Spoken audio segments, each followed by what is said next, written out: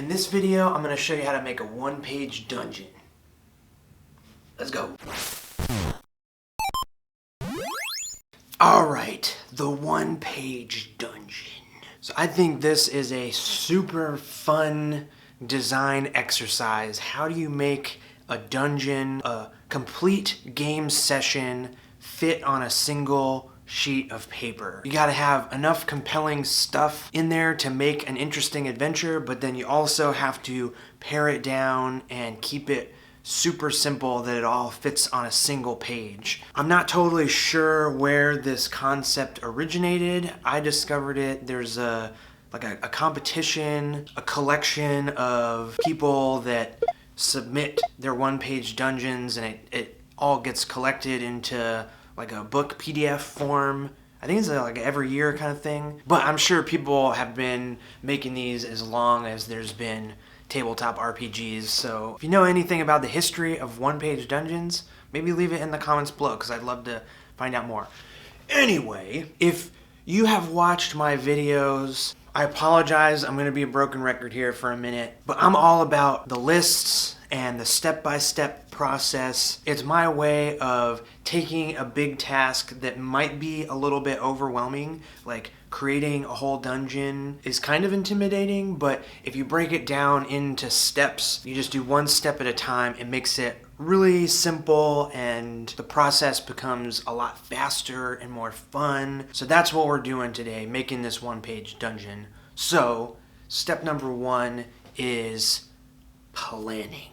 So I started by writing down a bunch of places that I thought would be cool to explore. So I just made a list. I started with a storm giant's tower that's on a floating thunderstorm, rat folk, Thieves Guild was in the sewers underneath the city. But then I stumbled upon this idea of a temple that was all about healing, but now has fallen into ruin and is now this super dangerous place. And I sort of stumbled into my hook.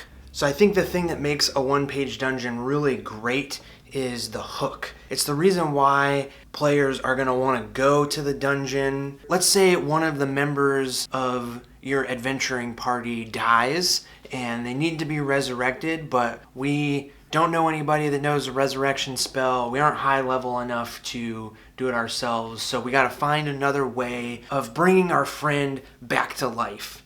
So we've heard about this temple that is devoted to a life and healing goddess, but for some reason bad stuff is going on there and we're adventurers, so we're gonna go fix it. We're gonna restore the temple and also save our fallen comrade. That is the setup for my one-page dungeon, the Temple of the Blood Crystal. Usually I make pretty lighthearted stuff, but this as I was planning this one-page dungeon, things got dark. So I'm just gonna put that warning out there, but I still think it's gonna be fun and awesome and a cool one-page dungeon. So, okay, I had my idea, I had the hook for why players are gonna wanna go to this place. Now I wanna start filling out my ideas. So I grab the good old monster manual. I don't know about you, but I flip through this thing constantly. So basically I landed on a few monsters that I wanna have in this dungeon, a Nothic and a Wraith, and some skeletons. And then as the planning went along, I actually ended up creating my own monster. I'm gonna do a whole separate video on that process. I'm very excited about creating a corpse monstrosity. I have some monsters I wanna get in there. I have a hook, and I'm starting to put ideas together in my head, and now it's time to pop open my sketchbook. I start writing stuff down. I start drawing rooms and trying to lay out my dungeon. You know, I'll get into the story and why things are where as I'm actually drawing, but just planning it out, being real messy, not afraid to scribble stuff out, erase, making lists, making plans in a notebook on a scrap piece of paper where you feel like you can change stuff around and really plan and not be too precious with your ideas. As that's going on, I'm opening up the Dungeon Master's Guide. There's lots of little charts and tables in the back of the guide that'll help you create a more interesting place. So this is going to be a ruined temple. So I went back in the Dungeon Master's Guide and looked at all the kinds of rooms that are in temples, and you want the space to make sense. So it's got to have things that temples have. That seems really obvious, but okay. So I've got a clear plan of what my Temple of the Blood Crystal is going to be. Now it's time to move over to the computer and do just a little bit of writing. Step 2, writing. Okay, so I'm over on the computer. I opened up Google Docs, and now I just want to solidify all of the writing that's going to be on the actual one-page dungeon sheet of paper. Of course, there's exceptions to this, but I think you only need to write 2 things for a one-page dungeon. The first is the hook, why the players are going to want to visit, kind of give a feel for what they can expect when exploring. And then the second thing is describing what is inside each of the rooms of the dungeons. So, using my plan, I went through and I started with a little description of the dungeon, a little bit of history, a little bit of where it's at now, and why the players would want to go there. And then I went room by room and as succinctly as possible, I wrote down exactly what is in each room. I tried to keep it to a single page of type. I went over just a little bit. I'm gonna cross my fingers and hope that all of this writing fits on the single page with the drawing of the dungeon. Which brings us to our next step, penciling the dungeon. Alright, for the penciling stage, I'm just using a regular mechanical pencil and some grid paper. Now, I like to use non-reproducible blue grid paper. That means the grid is like this light blue color that is very easy to remove when you scan it into the computer. This isn't totally necessary, but it's kind of the grid paper that I always go to. So using this graph paper makes it really easy to plan out rooms and measure stuff, and making sure the scale and everything looks right in case you wanted to use this as like a battle mat, with miniatures and stuff. The grid paper just makes it way easier to plan all this stuff out in pencil. Now, I'm just penciling out everything that I already have planned. I'm being really rough with it because all of the details and stuff I'm just gonna add in the next step, which is inking. Really, this penciling stage is just a confidence thing. It's meant to be, having the ability to erase and change things and get it all planned out before finalizing it with ink is really just a way to sort of boost your confidence and make sure that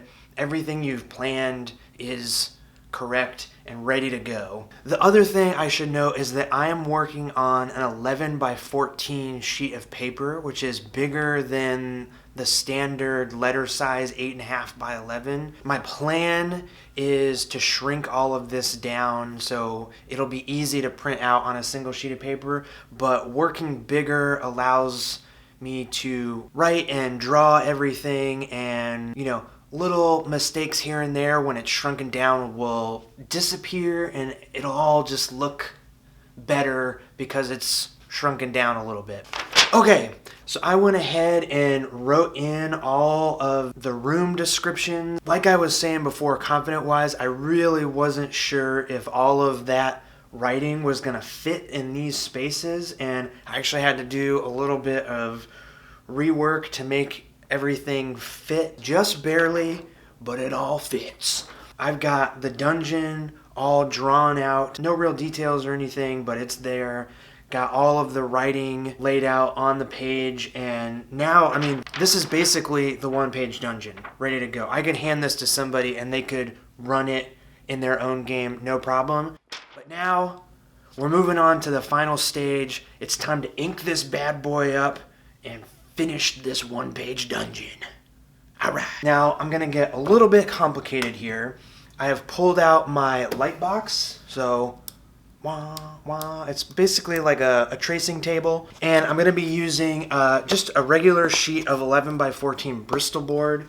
I'm gonna put the Bristol board on top of my grid paper, tape it with some artist tape, and then use the light table to trace onto the Bristol board from the sheet of graph paper. This tracing bit is totally optional. The only reason I'm doing it is because I want to have a nice, completely clean, original one-page dungeon at the end. I don't want to have to do any erasing or anything like that. So I'm using the light box. If you don't have a light box, don't worry. You don't have to go get one. You can just use a window like this. You know, you still tape it up the same way. Put your graph paper underneath the Bristol board. You can tape it up against the window and just trace it straight on the window with some light coming through.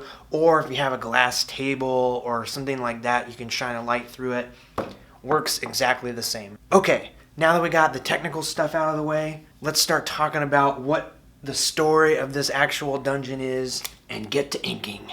I'm starting off with my medium-sized pen and doing the sort of thickest outlines first. As I go, I will add in more details, a fine-sized pen, and then even more details with the small-sized pen. I'm hand lettering as I go, and the really cool thing about this one-page dungeon is that it forces you to be super succinct with the writing. It forces you to be really clear with the visuals. If you want to know more about how I draw maps, check out some of my other videos, how to draw dungeons and cities and world maps. Instead of getting super into that, I actually want to talk about the story of this blood crystal temple. Like I said before, creating a one-page dungeon is all about the hook. So I wanted to make this little adventure for players that wanted to resurrect one of their friends, bring one of their friends back from the dead. I had this idea of this fallen temple. There used to be priests and acolytes that prayed to this goddess of life and healing, but some sort of malevolent force came in and screwed it all up. Now the temple is in disarray. The middle of the temple has fallen into a cavern.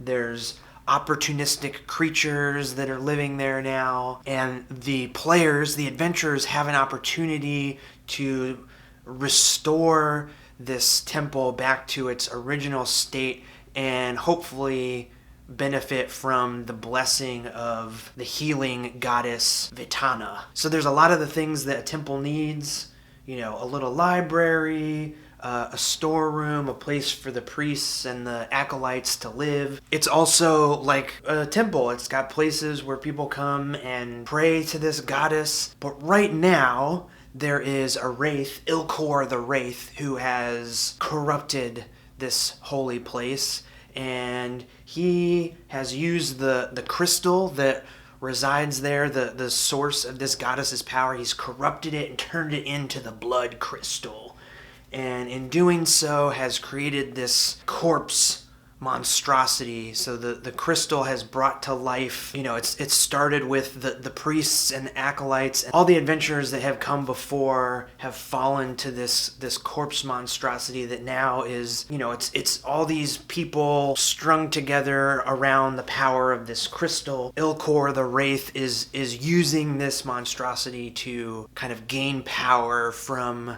these fallen heroes in an attempt to resurrect himself. So yeah, if the players can figure out the temple, you know, there's little clues here and there. There's a book in the priest quarters that gives some clues. There's a Nothic hiding down in the cavern below that will give some clues. If they can make their way across this ruined area of the temple and defeat the corpse monstrosity and return the crystal to the statue of Vitana, then Ilkor the Wraith will be super bummed. The whole party will get healed and they'll be able to revive their fallen ally, and their mission will be complete, and they will restore the temple to its original healing purposes, I guess. As far as the design goes, I didn't put any traps or anything. I think having the one chamber that you can't get across easily forces some exploring, which then leads you to some clues that help you understand what's happening in the dungeon, that leads you to a cool monster that I'll have a video all about soon. You know, it's a combination of leading the players through the ideas that you've created for the dungeon, and then also making the dungeon feel like an actual place. So it has to feel like a temple that is in ruin, that, you know, served a purpose originally but has been altered by these unusual circumstances. Hopefully that all makes sense. And here we are, the Temple of the Blood Crystal.